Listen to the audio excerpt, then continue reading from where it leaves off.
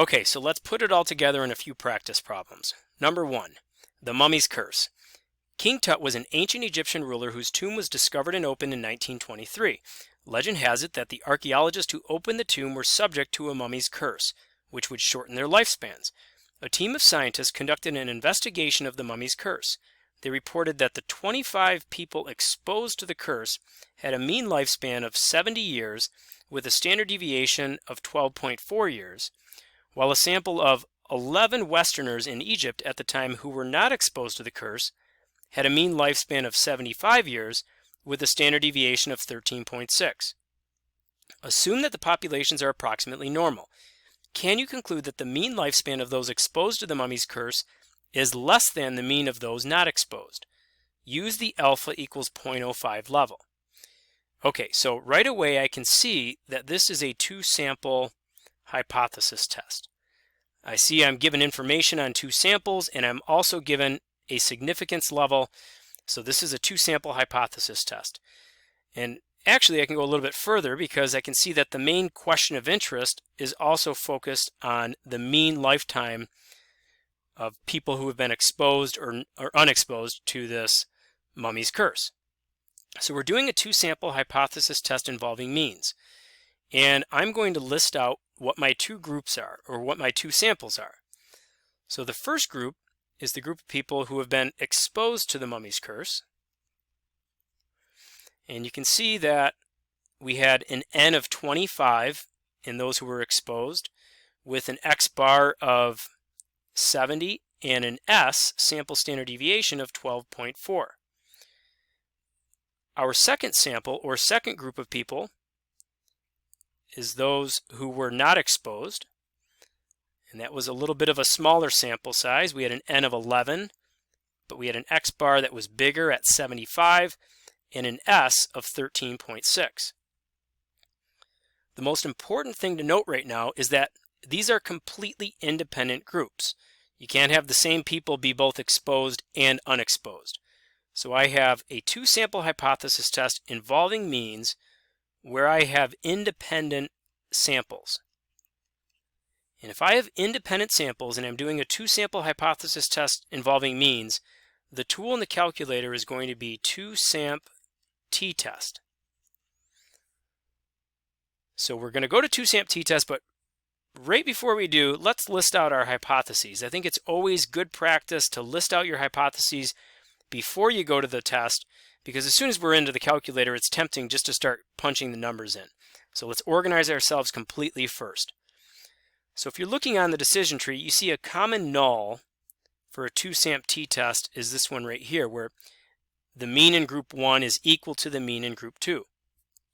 That applies in this context also, because the null would suggest that there's no difference in the mean lifespan between those who have been exposed and unexposed. So the average life of those who've been exposed is equal to the average lifespan of those who are not exposed. But what is the researching hypothesis? Well, the researching hypothesis is that mu1, the mean life of those who've been exposed, is going to be less than mu2. So let's go to 2SAMP t-test now and plug in our relevant statistics and see if we can get a p-value. So 2SAMP t-test is number 4. I have to change this over to stats. And let's put in the information first for group 1. So we had an X bar of 70. We had an S of 12.4. And we had an N of 25. In group 2, we had an X bar of 75. We had an S of 13.6. And we had an N of 11. Let's make sure that we select the correct alternate hypothesis. I'm going to choose the less than symbol. We always leave pooled on no.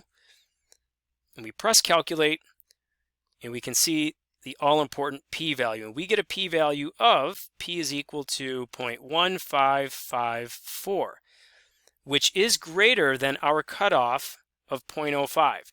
Remember, those researchers like to see small p-values because that typically would mean that you would be able to reject the null. But in this case, we fail to reject the null. And if you fail to reject the null, then you're saying it is inconclusive. It is inconclusive whether or not the average lifespan of those who have been exposed to the curse is less than the average lifespan of those who were not exposed. Okay, let's go down to example 2. In example 2, this one says, preventing heart attacks. Medical researchers performed a comparison of 2 drugs. I'm just going to call this the C drug and then this other one the T drug because I have no idea how to pronounce them. And they were designed to reduce the risk of heart attack or stroke in coronary patients. A total of 6,676 patients were given the C drug and 6,732 were given the T drug. Of the C drug patients, 668 suffered a heart attack or stroke within 1 year, and of the T drug patients, 569 suffered a heart attack or stroke. Can you conclude that the proportion of patients suffering a heart attack or stroke is less for the T drug?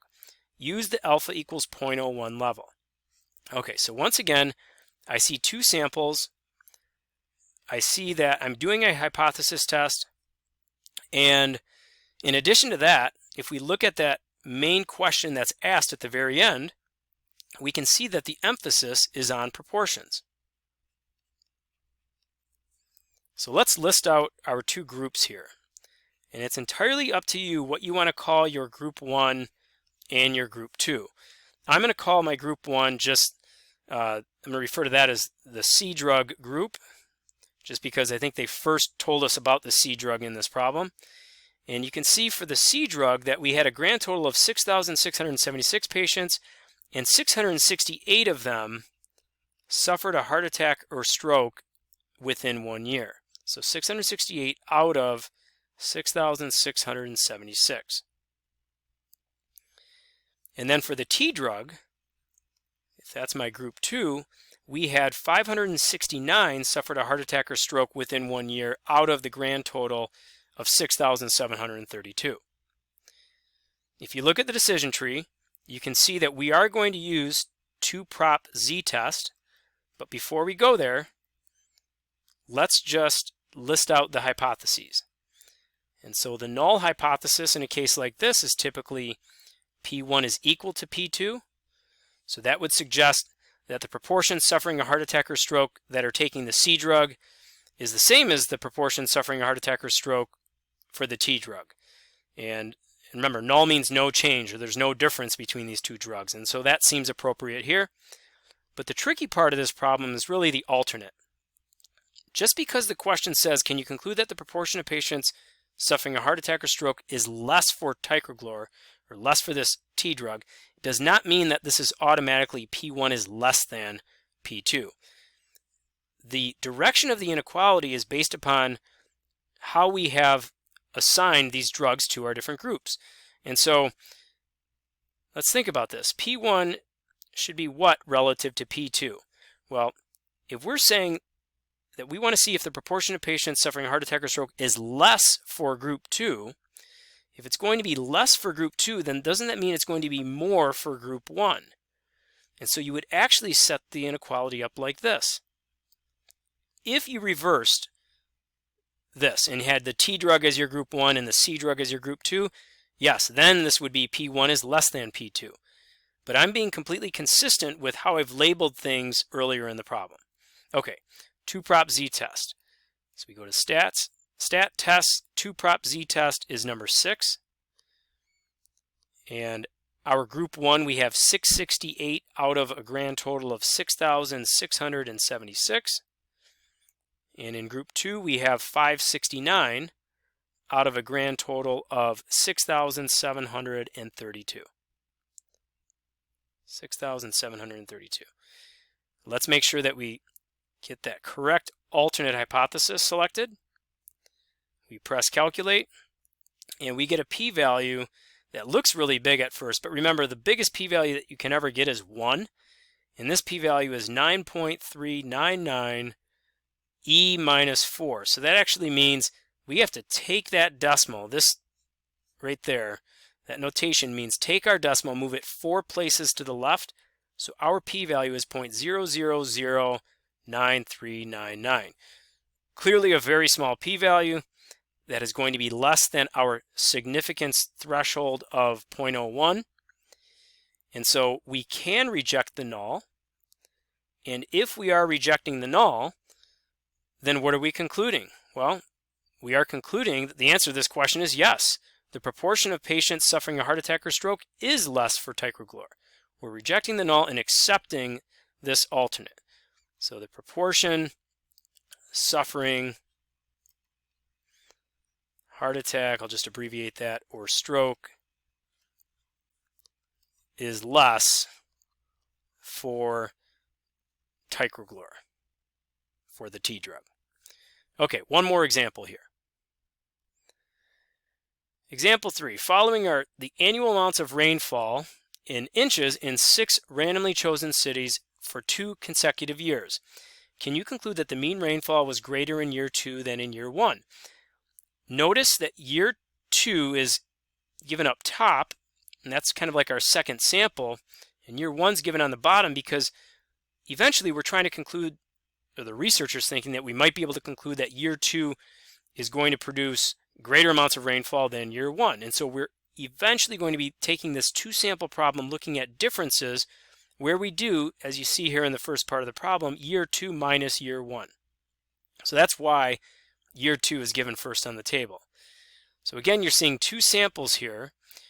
We will be doing a hypothesis test. You can see some of the vocab and significance levels and things like that later in the problem.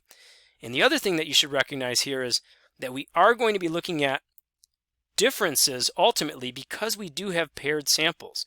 This is the same city in year 1 and year 2. This is the same city in year 1 and year 2. And so this is one of those problems that's a 2-sample hypothesis test problem, and we have paired samples. And since we have paired samples, then we can ultimately reduce this to a single set of differences. And when we set up hypotheses, our hypotheses are going to be exactly what you see on the decision tree. At first, we're going to say that the average difference is equal to 0. Remember, null means that there's no difference, so there's no change on average.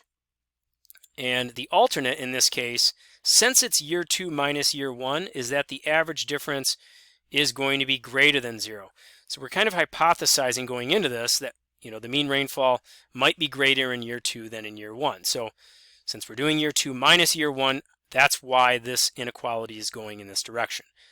I think that this is probably the trickiest thing in a lot of these problems that you're seeing in this module. So please don't rush in setting up your alternate hypothesis. Think clearly about what direction those inequalities go. So we know, based upon the decision tree and how we've organized this, that this is going to be a single set of differences, and we will ultimately use t-test.